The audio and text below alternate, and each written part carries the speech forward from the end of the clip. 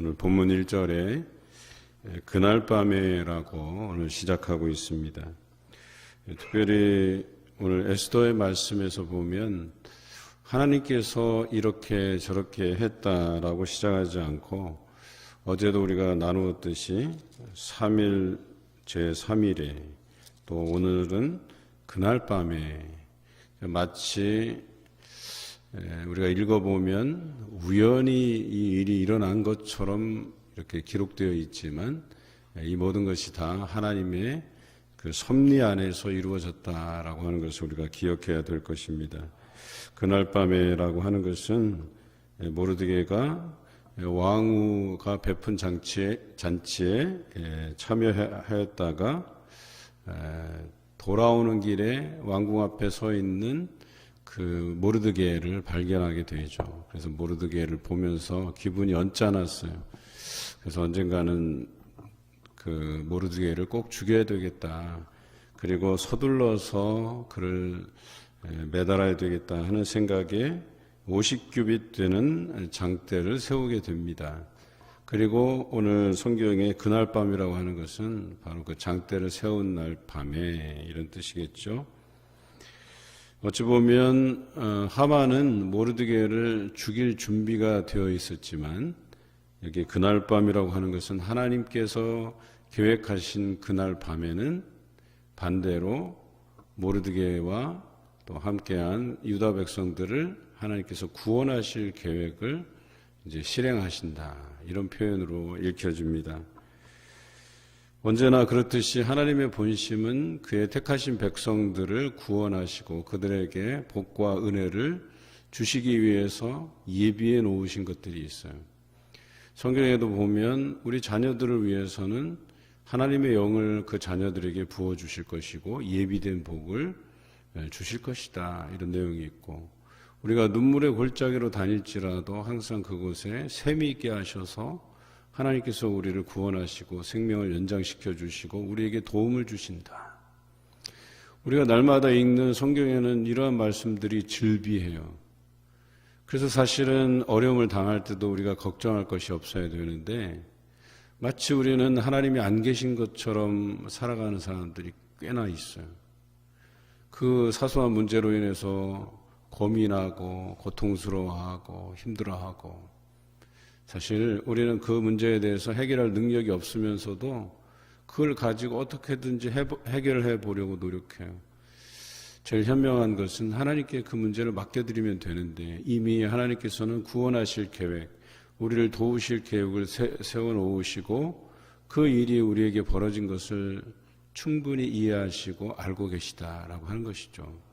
오늘 모르드게가 이제 거의 죽게 되었지만 하나님은 그날로부터 구원의 계획을 실행시키시고 계시다라고 하는 점입니다. 왕이 잠이 오지 아니했다 그랬어요. 왕이 잠 못 잘 이유가 어디 있겠어요? 이 페르시아라는 이 거대한 나라에서 그 왕이 그것도 그 나라가 워낙 방대하다 보니까 계절별로 수도를 옮겨 다녀요. 그래서 오늘 수상궁, 바벨론궁 이렇게 해서 4개의 도시를 돌아다니면서 사는 사람이에요. 엄청난 부와 권력을 지니고 있고 주변에 얼마나 많은 사람들이 그를 보좌하는지 몰라요. 그런데 그날따라 잠이 오지 않았어요. 그래서 그것도 갑자기 역대 일기를 꺼내서 읽으라고 이야기를 합니다. 그러니까 왕이 지금까지 지내오면서 거기에 얽힌 역대기를 읽으라고 얘기하는 거예요. 왕의 일기를 읽으라고 하는 거예요. 그런데 거기에 기록된 것 중에 이제 들려온 게 빅다나와 데레스가 아하수에로 왕을 암살하려고 했던 그것을 모르드게가 고발해서 목숨을 구한 사건을 듣게 되는 거예요. 물론 알았을 수도 있고 또 그래서 잊어버릴 수도 있고 또는 그 신하들이 일들을 처리하면서 왕에게 보고하지 않았을 수도 있겠지만 이 일을 듣고 나서 혹시 그때 모르드게에게 무슨 관직을 내렸는지 그에 대한 합당한 보상을 했는지를 묻게 돼요. 그런데 그에게 그런 일을 행한 일이 없다고 이야기하지요. 참 이런 일들을 인간이 계획하기도 참 힘들어요. 그러니까 하나님께서 그날 밤에 또 잠을 이루지 못하게 하시고 왕의 일기를 꺼내서 읽게 하는데 그 중에 모르드게가 왕의 목숨을 구한 사건을 듣게 되는 거예요. 또 그 마음에 감동이 있었던 거예요. 지나간 일임에도 불구하고 그에게 관직을 베풀었냐, 보상이 있었냐, 없다고 하니까 그제서야 그에게 뭔가 보상을 내려야 되겠다 하는 생각을 가지게 된 거예요. 그런데 오늘 성경 4절에 보니까 때마침 하만이 모르드게를 장대에 달기를 구하기 위해서 왕궁들에 대기하고 있었던 거예요. 마침 또 하필이면 이런 거예요. 그러니까 하나님의 섭리가 딱딱 맞아 떨어져 들어가는 거죠. 그때 측근 신하들이 하만이 뜰에 섰나이다 해서 하만을 불러서 또 이렇게 물어요. 차라리 처음부터 모르드게가 이러이러한 일을 했는데 네가 좀 어떻게 좀 이 사람의 보상의 문제를 갖다가 논의해서 결정해라 라고 했었으면 또 거기서 어떤 다른 음모들이 일어났을 수도 있는데 왕이 또 이렇게 물어요. 왕이 존귀하게 하기를 원하는 사람에게 내가 어떻게 해야 될까를 묻습니다. 이름도 말하지 않고. 그런데 하만은 생각하기에 나 외에 이 왕이 나 외에 존귀하게 여기는 자가 없겠지라고 판단을 해버린 거예요. 아주 교만한 생각을 가진 거죠. 사실 어찌 보면 오늘 이 주제는 그 교만이라고 하는, 교만과 겸손의 그 사이에서라고 하는 주제를 가지기도 해요. 이 하만은 끝없이 교만한 모습으로 자신이 왕의 신임을 얻고 있고 자기가 가장 존귀한 자로 여김을 받고 있다라고 생각을 한 거예요. 그래서 가장 좋은 대우를 이야기하는 거예요. 어떤 이야기냐면 왕께서 입으시는 왕복과 왕께서 타시는 말과 머리에 쓰시는 왕관을 가져다가 그 존귀한 자에게 다 입히고 씌우고 말을 태워서 성중 거리로 다니면서 그 앞에 반포하여 이르기를 왕이 존귀하게 하기를 원하시는 사람에게는 이같이 할 것이라 이렇게 명령을 내리고 모르드게에게 행하되 무릇 내가 말한 것에서 조금도 빠짐이 없게 하라고 나중에 이름을 공개해요. 그때서야 이제 하만이 아차 이게 실수했구나. 당연히 나라고 생각했는데 왕이 이렇게 하라고 한 것이 결국은 이제 자충수가 된 거예요. 자기가 받을 것으로 예상하고 가장 좋은 대우를 말씀을 드렸는데 왕이 조금도 빠짐이 없게 하라고 명령을 내린 사람은 모르드게였다라고 하는 것이죠. 그리고 그렇게 빠짐이 없게 하고 모르드게는 다시 대궐문으로 돌아오고 그래서 원래 그 대궐문에 앉아서 계속 그 에스더의 요구처럼 기도하고 있었던 것 아니겠어요? 다시 기도의 자리로 돌아온 거예요. 그런데 하만은 어떻게 했어요? 그 교만했던 마음 그리고 모르드게를 당장 죽여야겠다라고 이야기했던 하만이 12절에 보면 번뇌하여 머리를 싸고 급히 집으로 돌아왔다 그랬어요. 여러분 우리가 기도하면 할수록 원수 마귀는 근심하고 번뇌하게 돼 있는 거예요. 그런데 우리가 기도하지 않고 그저 교회만 왔다 갔다 하고 또 하나님 앞에 헌신하기는커녕 그냥 내 안위, 내 평안, 내 편안함만을 추구한다고 한다면 마귀 사탄이 하하호호 그냥 웃으면서 다닐 거예요. 편안할 거예요. 겁날 게 없을 거예요. 그런데 믿음의 사람들이 기도하기 시작하면 그때부터 겁이 나는 거예요. 번뇌하기 시작하는 거예요. 일이 줄줄이 꼬여버리는 거예요. 왜? 하나님께서 역사하시니까. 하나님께서는 우리의 기도를 통해서 모든 일들을 이루어 가시기를 원하시니까. 그때야 이렇게 대적이 번뇌하고 머리를 싸고 하는 일들이 일어날 것이다 라고 하는 것이죠. 사실 저는 여러분들이 이번 70일 전도대행진을 선포하고 기도하기를 바라는 마음이 간절해요. 더 기도해야 되고 또 그 기도의 현장들에 많은 사람들이 나와서 그 기도의 자리를 메꾸어야 되고, 또 새벽 기도회 때도 간절한 마음으로 또 통성기도 하실 분들 1층으로 내려가셔서 또 열심히 또 기도해야 돼요. 성령 충만하기를 구해야 돼요. 우리 70일 전도대행진의 목적은 오순절에 초점을 맞추는 거예요.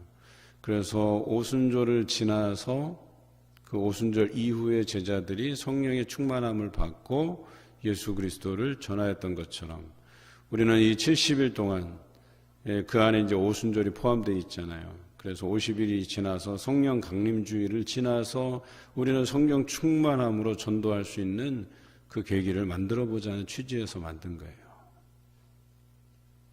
오순절 마가의 다락방에서 성령께서 임하시고 제자들이 성령의 그 언어들로 하늘에서 주신 그 언어들로 방언하기를 시작하고 또 지진이 일어나는 것처럼 그 지역이 흔들리고 급하고 강한 바람 같은 것이 일어나고 그리고 놀라운 것은 각 지역의 방언, 각 지역의 사투리로 복음을 이야기하기 시작했다라고 해요. 방언이 개인적인 어떤 사정들을 하나님께 아뢰는 고백적인 방언이 아니고 하나님께서 그들의 입술을 통해서 복음을 전달하는 계시적 방언이 일어났다라고 하는 거예요.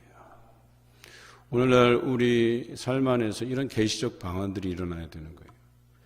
하나님께서 우리를 통해서 선포하시는 그 말씀이 방언으로 쏟아져 나와야 된다는 거죠. 여러분 꼭 기도해서 뭐 큰 소리 지르고 방언으로 말해야만 그게 계시적 방언이 되는 게 아니에요. 우리가 평소에는 그렇지 않았는데 성령의 감동하심을 통해서 우리 삶의 터전에서 가정에서 사람들에게 복음을 전하는 것, 그게 계시적인 방언이기도 하다라고 하는 거예요. 우리에게 주시는 감동으로만 가능해요. 여러분 그게 우리가 마음 먹은 대로 그게 가능할까요? 그렇지 않아요. 뭔가 우리 안에 하나님께서 주시는 감격이 있어야 되고 감동이 있어야 되고 용기가 있어야 되고 주시는 지혜가 있어야 된단 말이에요. 사람이 말을 많이 하다 보면 실수를 많이 해요. 왜? 사람의 생각으로 감정으로 하기 때문에. 그런데 성령께서 주시는 생각으로 성령의 감동하심을 통해서 말하면 지혜로운 언어가 돼요. 그 사람에게 꼭 필요한 말씀을 전하게 돼 있고 그를 위해서 기도하게 돼 있고 그것이 사람의 마음을 바꾸게 돼 있다라고 하는 것이죠. 베드로가 한번 설교했더니 3,000명 이상이 회개하고 하나님께 돌아오는 역사가 있었던 것처럼 사도행전 역사를 읽어보면 그때그때마다 하나님께서 믿는 자의 수를 더하였다라고 이야기하는 부분이 나와요. 3,000, 5,000 수많은 사람들이 이런 표현들이 나와요. 바로 우리는 이 70일 전도 대행진을 통해서 우리 교회의 부흥의 역사를 우리가 기도로서 한번 이루어보자라고 하는 겁니다. 그리고 그 기도할 때에 사단 마귀가 두려워 떨 것이고 또 우리는 용기 있게 하나님의 그 말씀을 예수 그리스도의 복음을 담대하게 전하게 될 것이다 라고 하는 것이고 우리의 삶에는 성령의 충만함이 가득할 것이다. 그리고 그것이 우리는 오순절 성령 강림절을 향해서 가는 우리의 목표가 되겠습니다. 오늘 모르드게는 다시 기도의 자리로 돌아왔다. 저는 이것에 주목해 보고 싶어요. 다시 대궐문으로 돌아오고 그가 이 일이 된 것을 보고 안심하고 그냥 집에 가서 평안히 눕고 밥 잘 먹고 옷 잘 입고 이런 게 아니에요. 다시 그는 대궐문으로 돌아와서 그 기도의 자리를 지키고 있었던 거예요. 하나님께서는 이렇게 우리를 통해서 기도의 자리에 나아가게 하시고 또 사탄 마귀가 우리를 죽이려고 공격하려고 우는 사자와도 같이 삼킬 자를 구하기 위해서 돌아다닐 때 그때로부터 하나님의 구원의 계획은 시작되는 거예요. 그리고 오늘과 같이 이제 그의 대적인 하만이 이제 어려움을 겪게 되는 그 발단이 되는 것이죠. 오늘 하만이 자신이 당한 일을 가지고 의논하기 위해서 아내 세레스와 또 지혜로운 자기 친구들 불러 모아서 묻게 되죠. 그랬더니 그 아내가 하는 말이 모르드게가 과연 유다 사람의 후손이면 당신이 그 앞에서 굴욕을 당하기 시작하였으니 능히 그를 이기지 못하고 분명히 그 앞에 엎드려지리라. 이렇게 표현하고 있어요. 하나님이 일하기 시작할 때 그 대적들은 하나님 앞에 굴복하게 되어 있다라고 하는 거예요. 오늘 하만이 어찌할 수가 없게 되었어요. 그런데 마침 14절에 아직 말이 그치지 아니하여서, 아직 말을 그치지 아니하였어요. 말을 이어가는데 왕의 내시들이 이르러 하만을 데리고 에스더가 베푼 잔치에 빨리 나아가니라 그랬어요. 속히 이 일이 이루어지는, 그들이 대책을 세우기 전에 속히 이 일이 이루어지고 있다라고 하는 것이죠. 오늘 성경 읽으면서 참 재미난 부분들이 많아요.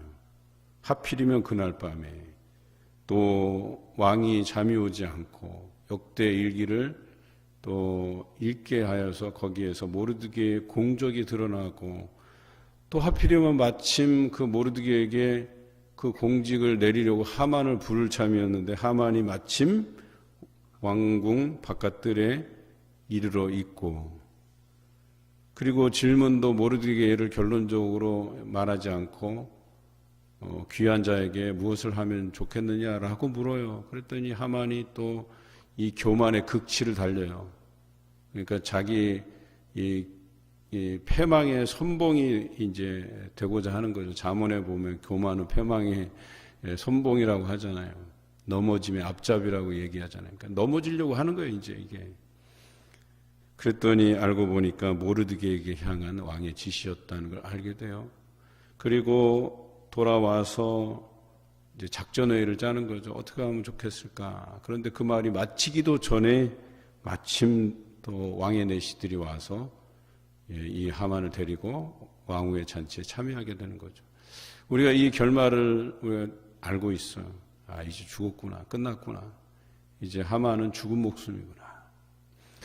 그렇습니다. 우리가 기도하기 시작하면, 또 기도의 자리로 늘 돌아가면 그 결말이 보이기 시작해요. 하나님께서 역사하시면, 아, 이제 하나님께서 우리를 구원하시겠구나.